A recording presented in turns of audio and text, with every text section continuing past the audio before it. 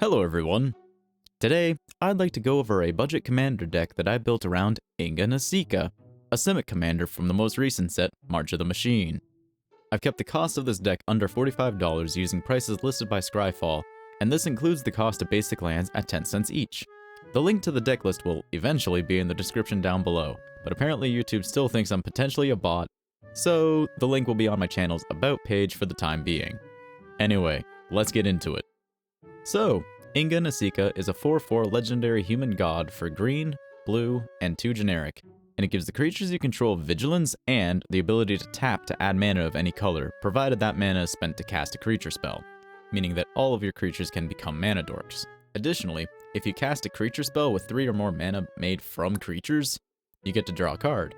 So yeah, this commander does classic Simic things with ramp and draw, but it does it in a slightly different way, which honestly is kind of fun to build around. So in this deck, we're going to look to use mana dorks that provide 2 or more mana per tap in order to cast our creature spells. We're also going to use some low-to-the-ground Deathtouch creatures, as the vigilance makes them great attackers and blockers. We'll look to create a wide army of creature tokens, both for swinging and as mana dorks. And we'll have plenty of creatures that cost 3 or more mana so that we can consistently draw using our mana dorks. Also, as a quick note on using this deck before we jump into the actual cards, as our creatures will have vigilance, you'll typically want to swing with them before you use them as mana dorks. So, cast your creatures using your creature mana during your second main phase instead of your first main phase. So let's move on to the cards. And the first topic I'd like to go into is our ramp, since you need to be able to cast stuff. To begin, we have some mana dorks that can tap for 2 green mana. This includes cards like Leafkin Druid, Fyndhorn Elder, and Greenweaver Druid. Additionally, we have cards like Palladium Mirror and Weaver of Currents, which both tap for 2 generic mana, and Apprentice Wizard, which, when tapped with 1 blue mana, can give you 3 generic mana. And then we have things like Llanowar Tribe and Canopy Tactician, which both tap for 3 green mana, Canopy Tactician also giving our other elves +1/+1, and Somberwald Sage, which taps for 3 mana of any color, however this mana has to be spent to cast creature spells. Not a huge issue in this deck though. And for some non-mana dork ramp, we have Felwar Stone, which taps for mana of any color that a land an opponent controls could produce, and Cultivate, which lets you search your library for 2 basic lands, which you have to reveal, then you get to put one onto the battlefield tapped, and you put the other into your hand, then you shuffle your library. Now that we have some mana on the ground, let's talk Deathtouch. First up, we have Ambush Viper, which has Flash and Deathtouch.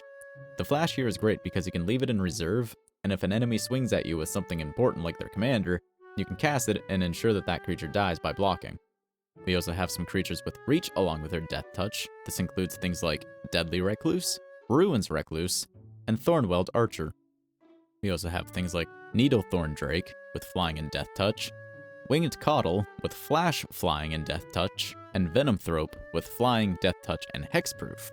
We also have things like Okami Adversary, which will frequently only cost us 1 generic and a green, as this spell costs 2 less to cast if an opponent controls a green permanent.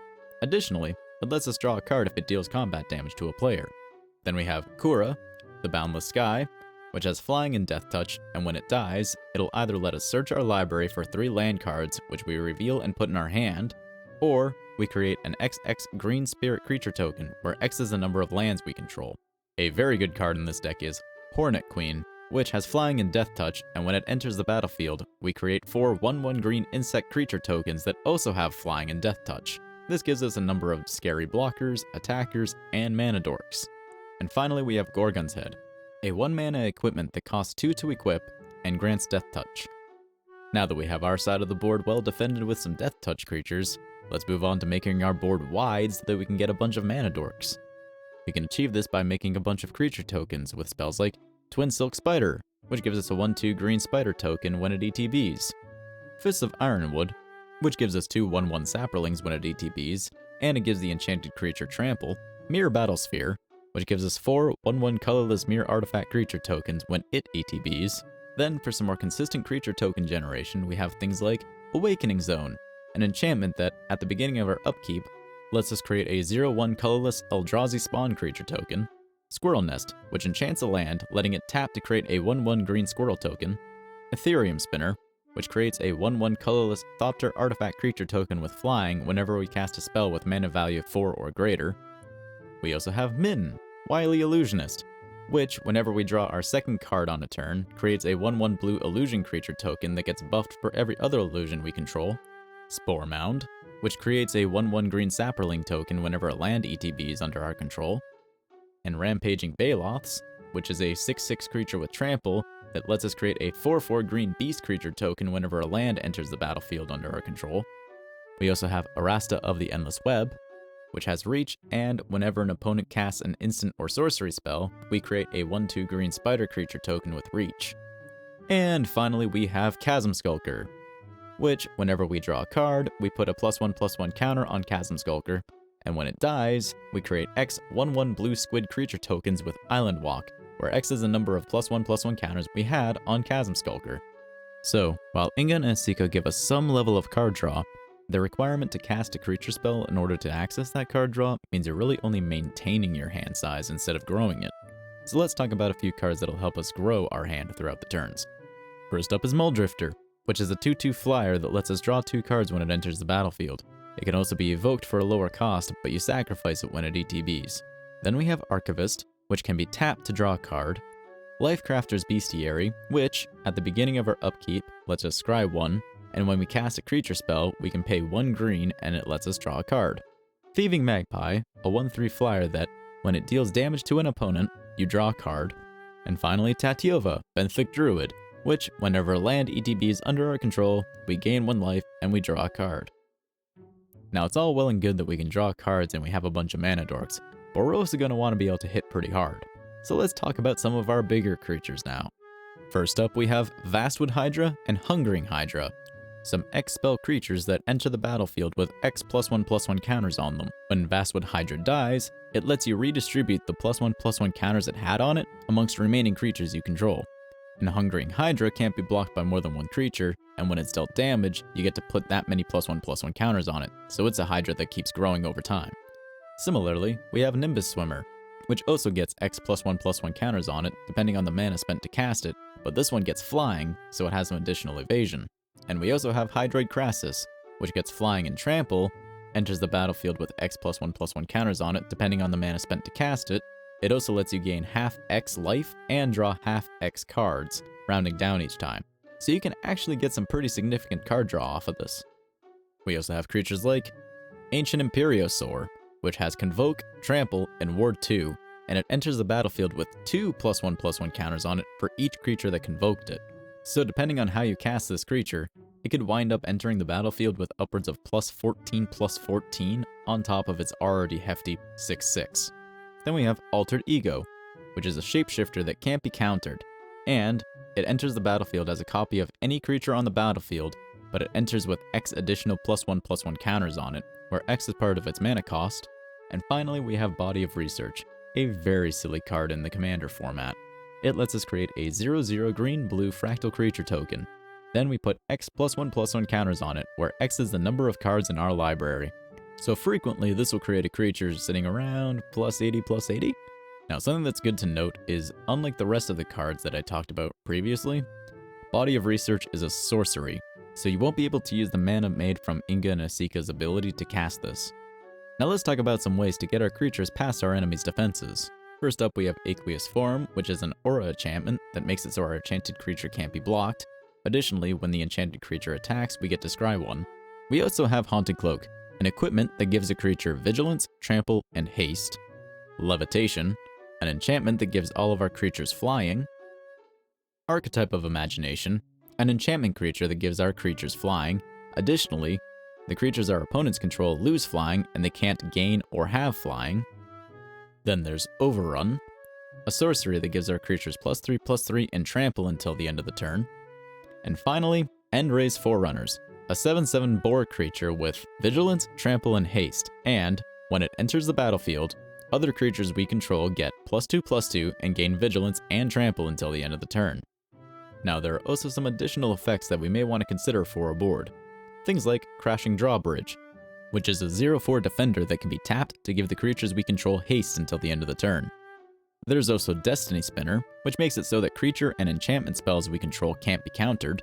Peregrine Drake, which lets us untap up to 5 lands when it ETBs, so we can use our mana dorks to cast Peregrine Drake, draw a card because of Inga and Esika, untap up to 5 lands, then use the mana from those lands to cast further spells, creature or non-creature. There is also Majestic Myriarch, which has power and toughness equal to twice the number of creatures we control.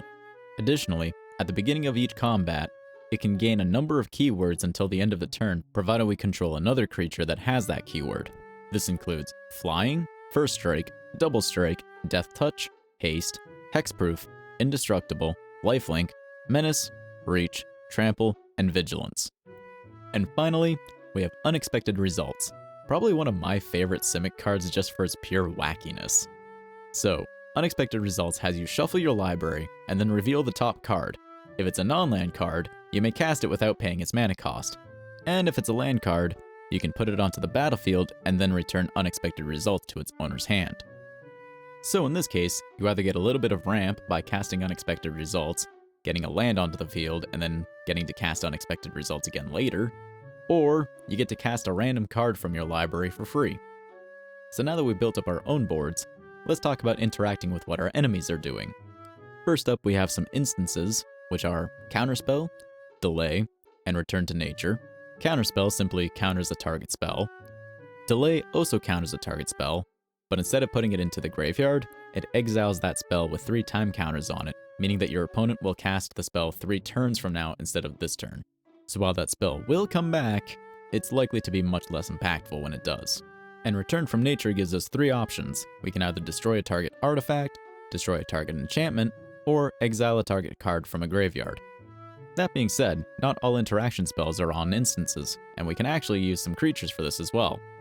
This includes Daring Apprentice, who can be tapped and sacked to counter a spell, or creatures like Mystic Snake and Frilled Mystic, which both have flash and, when they ETB, can counter a target spell. These 3 cards are also nice because they all have converted mana costs beyond 3, so you can actually draw a card if you use your mana dorks to cast them with Inga and Esika on the board. Okay, and now let's wrap up this deck list with our land base. First up, we have some Scry lands with Crystal Grotto, Zalfir and Void, and Temple of Mystery, each letting you scry when they ETB. Then we have a couple dual tap lands with Yavimaya Coast, a Pain land, and Thornwood Falls, which gives you 1 life when it ETBs, though it ETBs tapped. We also have a bounce land in Simic Growth Chamber, which taps for green and a blue, but when it enters the battlefield, you have to return a land that you control to its owner's hand. We also have a couple cycling lands with Remote Isle and Slippery Karst, so if we already have a bunch of mana, we can cycle these cards to get a different card. We also have Colony Garden, which creates a plant creature token when it ETBs, basically giving us another mana dork. And finally, we'll fill out the rest of this deck with 14 islands and 14 forests. Now let's move on to that price tag. As you can see here, this deck rings in at about $40. This includes the cost of basic lands at 10 cents a piece, but does not include the cost of shipping. So, if you're wanting to build, adapt, or play with this deck, the link is currently in my channel's About page, but will be in the description down below once YouTube decides I'm a real human being and not a bot. If you liked what you watched, consider dropping the video a like. If you want more budget commander decks, consider subscribing. Thanks again for watching. See you in the next one.